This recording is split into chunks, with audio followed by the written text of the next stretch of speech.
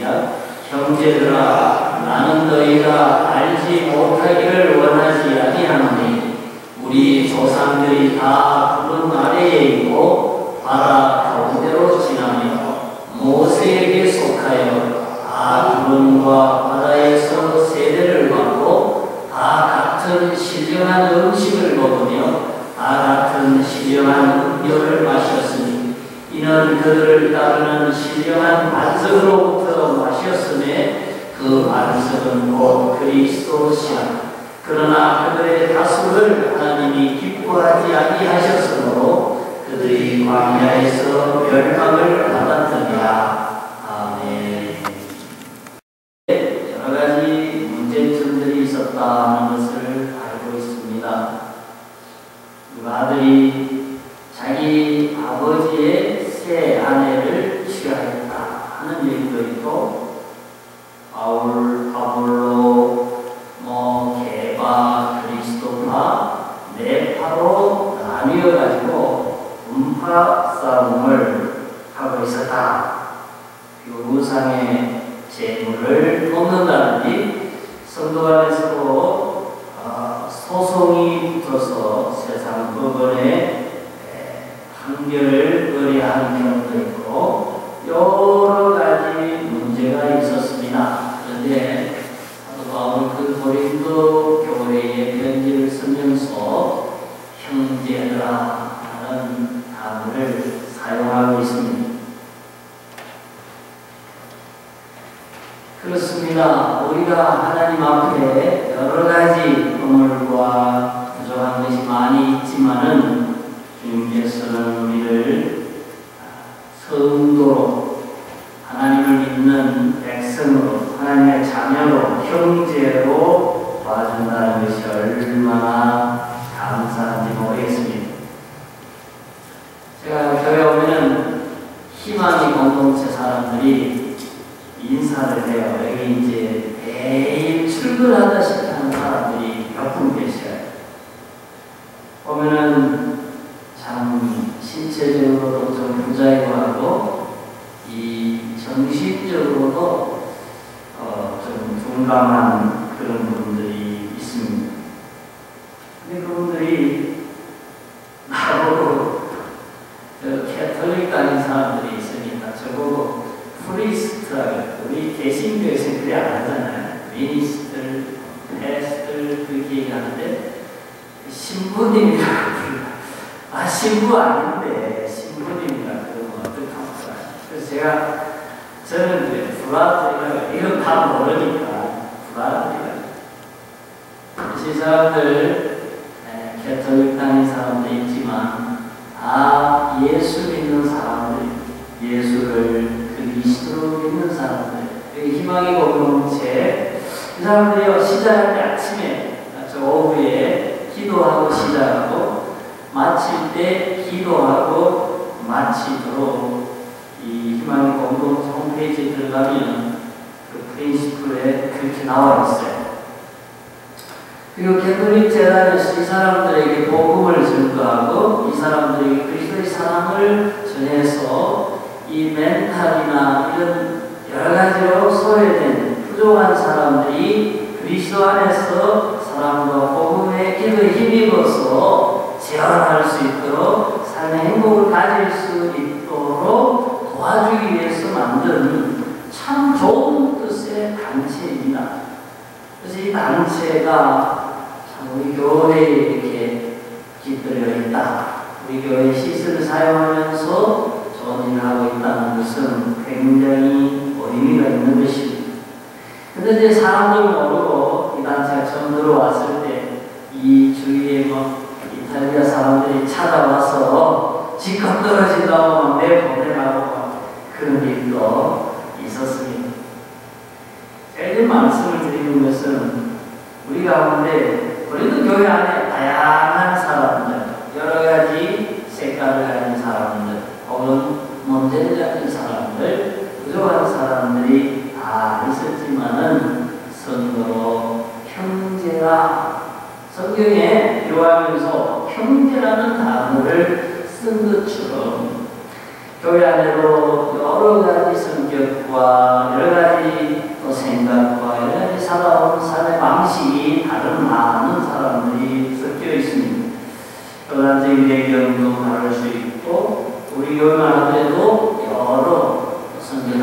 소속된 사람들이 있습니다.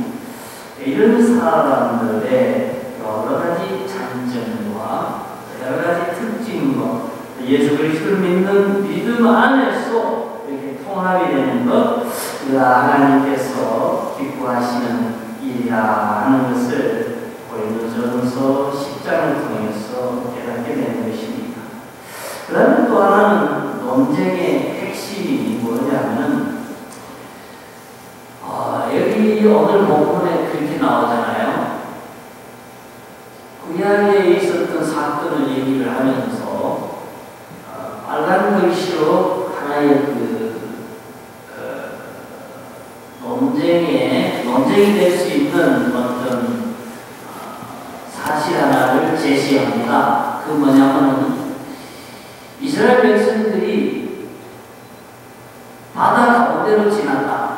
이거 홍해를 건넌 걸 얘기하고요. 그 다음에 세례를 받았다. 그 다음에 신령한 음식을 먹었다는 것은 만나를 먹은 걸 얘기하고요. 그리고 반석에서부터 물을 마신 걸 얘기하면서 이거 다 그리스도로부터 비롯된 것이라 이렇게 얘기를 하면서 그런데 그들의 다수를 하나님이 기뻐하지 아니하셨으므로 그들이 광야에서 멸망을 받았다. 요거는 무슨 사건이냐면은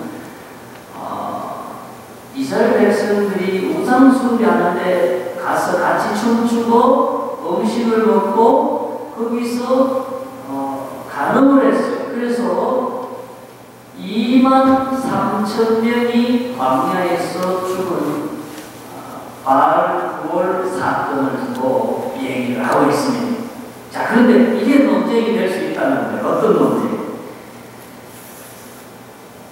그러면 예수를 믿고 세례 받고 교회에 주일날 예배를 참석하는데 그러면 중간에 절에를 간다, 무슨 이단 종파에 갔다 해서 우상 숭배를 하고 간음을 하면 그 사람이 지옥 갈 수 있는가 하는 문제입니다.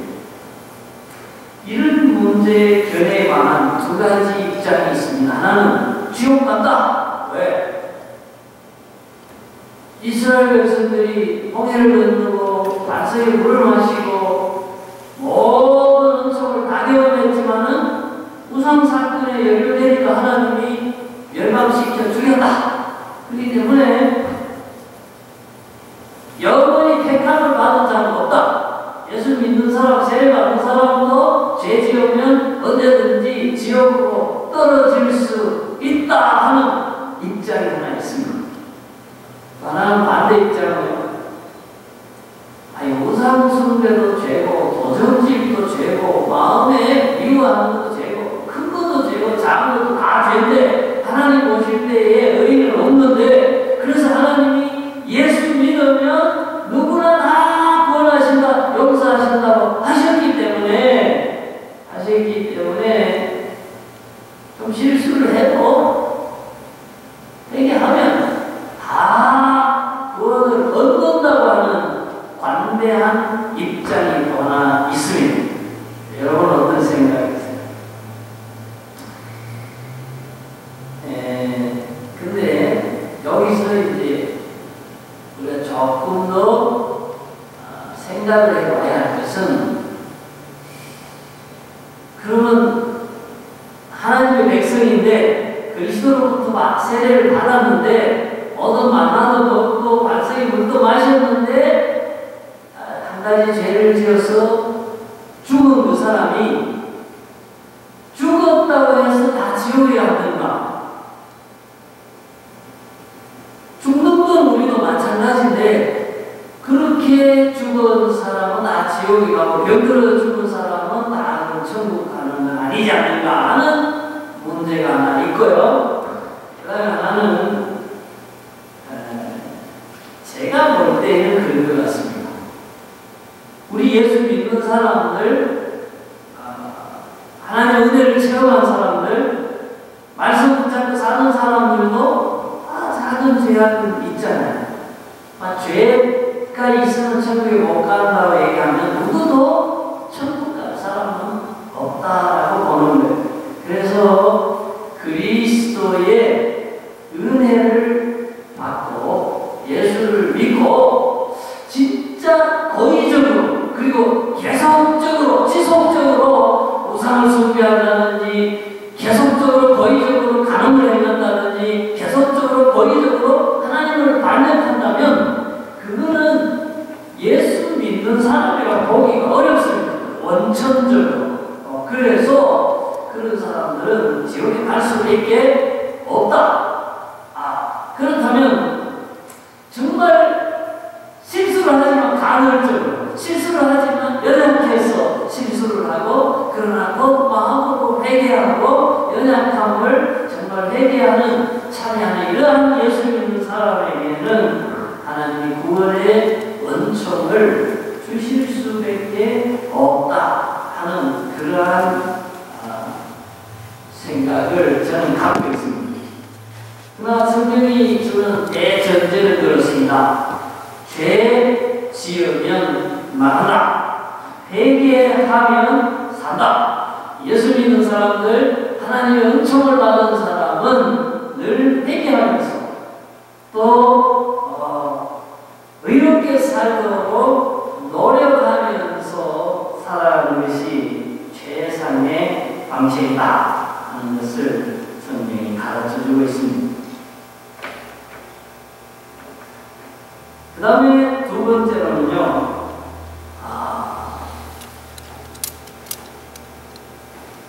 우상 숭배 얘기 제가 소개를 드렸습니다. 그 다음에 하나는 음행과 그 다음에 원망하다가 멸망시키는 자에게 멸망하였나니 너희는 빨간 글씨만 한번 읽어보겠습니다. 시작. 그들과 같이 원망하지 말라. 그들에게 일어난 이런 일은 본보기가 되고 또한 말세를 만난 우리를 깨우치기 위하여 기록되었느니라.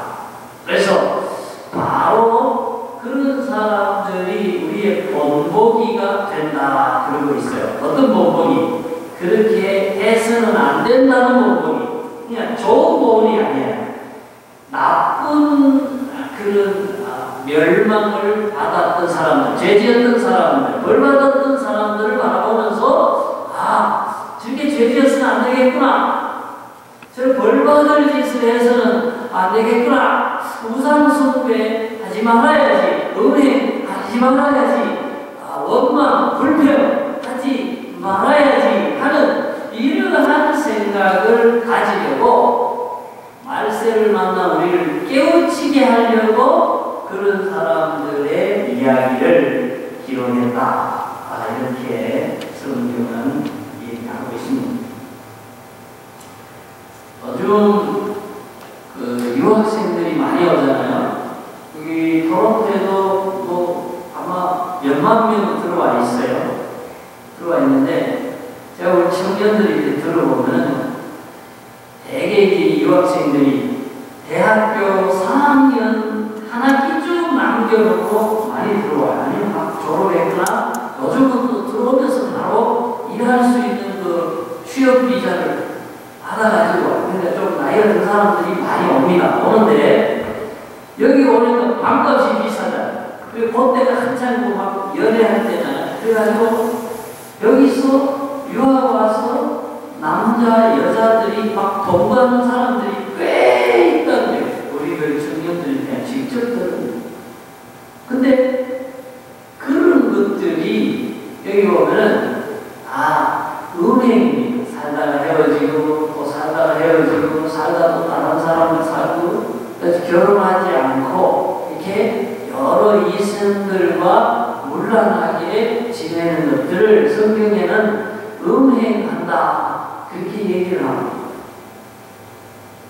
그 다음에 제가 또 우리 그 기러기 가족들 많이 모여있는 교회가 있어요. 그 목사님이 저보고 기러기 엄마들이 여기 와서 문제를 많이 일으킨다. 왜냐면 외롭고 막 힘드니까 여기서 술 마시고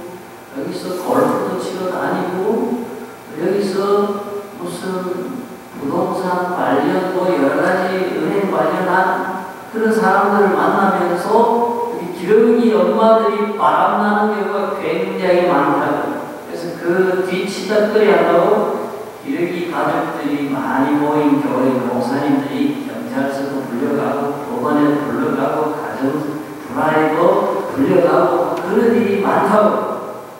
그러면 제가 보니까요, 노인들도 보니까요, 연세 들어서 이제 혼자 되신 분이, 저는 결혼하는 건 좋게 생각해요.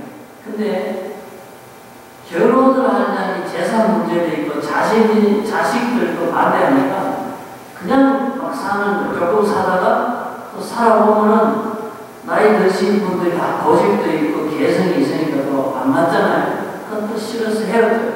또 다른 사람 만나 살고. 그것도 몰라요.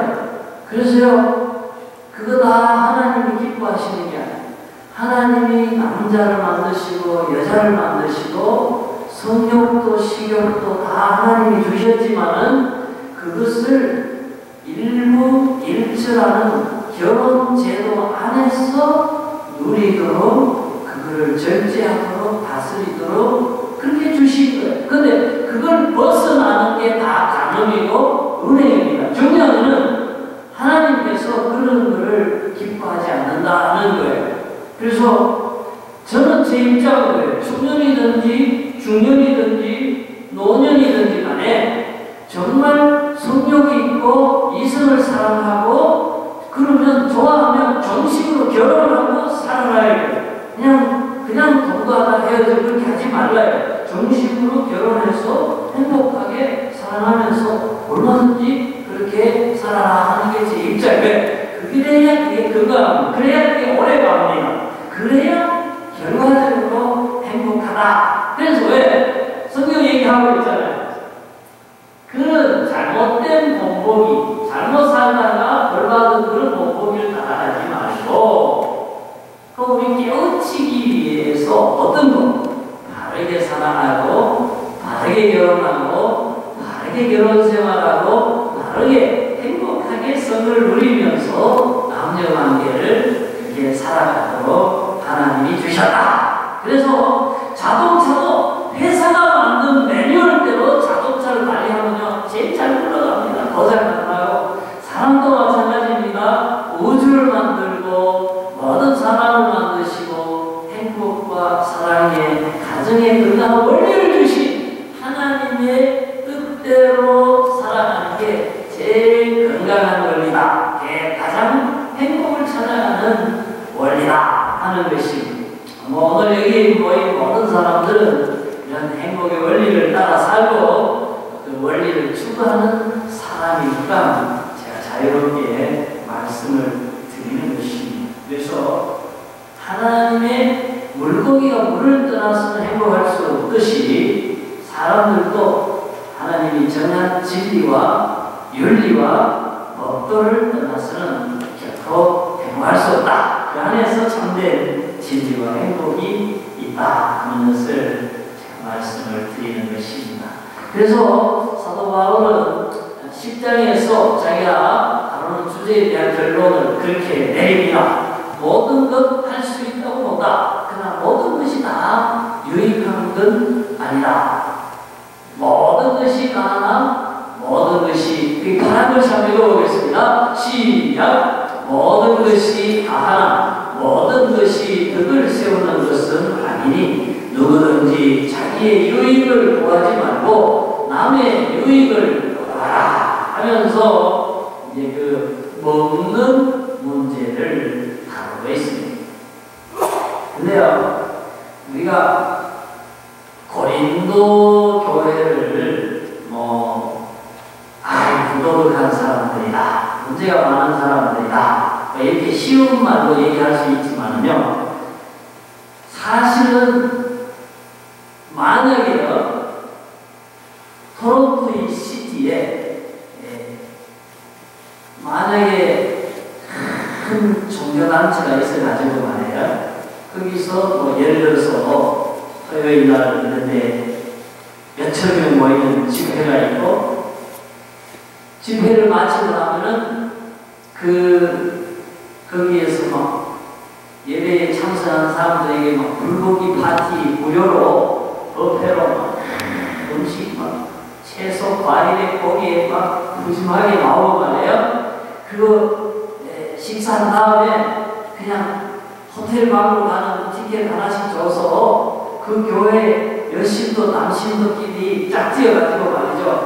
다 보내주면은, 그리고 그게 토론토 시티에서 합법적으로 만약에 그걸 장려한다고 하면은 거기 가는 사람들 꽤 많을 거예요.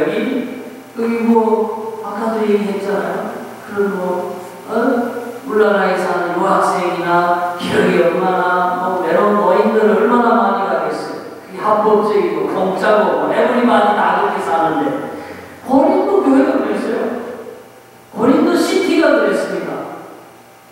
큰 우상 섬기는 그 몇천 명 보이는 그 재단에서 제사 드리고 고기 뜯어먹고, 그리고는 여사제 한 1000명이 있었어요. 그런 여자들이요. 그래서 마음대로 그 성적인 관계를 가졌던 것이, 지금 그걸 얘기하는 거예요.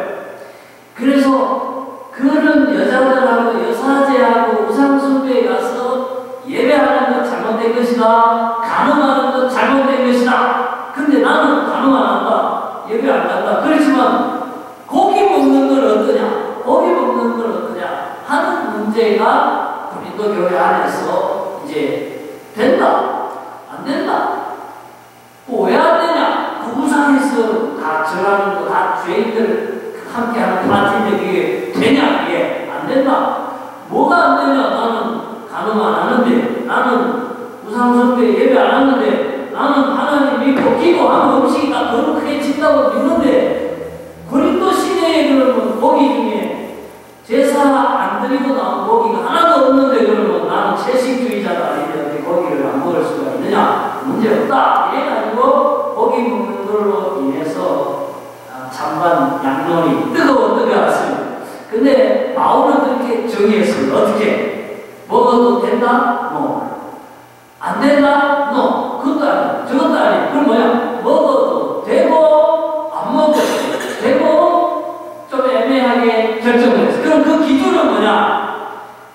네가 먹을 때에 옆에 앉았던 사람이 보고 그거 왜 먹냐? 그거는 다 우상의 고기인데 시험 받으면 그거 먹지 말아야 돼. 그러나 주위에 아무런 시험 받은 사람도 없고 고기도 좋아하고, 그러면 마음에 아무 그리낌도 없으면 맛있게 먹으라. 아무 문제가 없다. 그래서 먹든지 마시든지 그 기준은 뭐냐?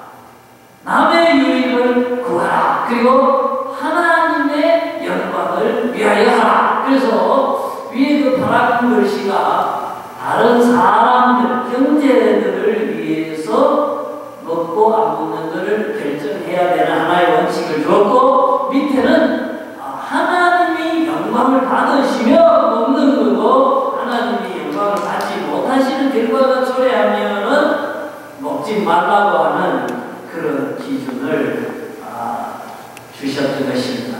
그래서 빨간 글씨 한번 읽고 마쳤으면 합니다. 한번 그런즉 같이 보겠습니다. 시작. 그런즉 너희가 먹든지 마시든지 무엇을 하든지 하나님의 영광을 위하여 하라. 그래서 우리가요, 교인들의 그 기준 좀 애매한데 이걸 해야 되는지 말아야 되는지, 또 이건 내가 잘하는 건지 못하는 건지를 확인하는 방법은 뭐냐? 이 일로 인해서 혹은 이런 말로 인해서 이런 행동으로 인해서 저 사람들이 하나님을 섬기고 신앙생활하는데 도움이 될 것인가, 유익한 것인가, 모든 것이 다 할 수 있는 것 가하지만은 그걸 세우는 것인가, 유익을 구하는 것인가. 그래서 유익을 구하는 쪽으로 가는 행동, 가는 말씨, 그게 하나의 기준. 그 다음에 하나는 내가 이렇게 함으로써 하나님이 기뻐하시는가, 하나님의 교회에 유익이 되는가 하는 것이 우리 행동의 기준이 된다. 이것이 바로 오늘 고린도전서 10장을 통해서 저희에게 주시는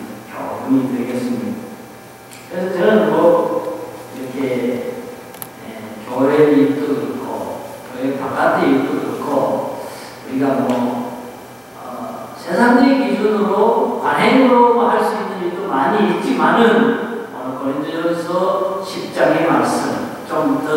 말하자면 하나님이 우리에게 축복으로 행복으로 주신 사랑의 원리, 진리의 생명의 원리를 따라서 사는 것이 결국 그게 내 생명을 살리는 길이고 내 인생이 복된 길이고 우리 가정과 교회가 복된 길이다.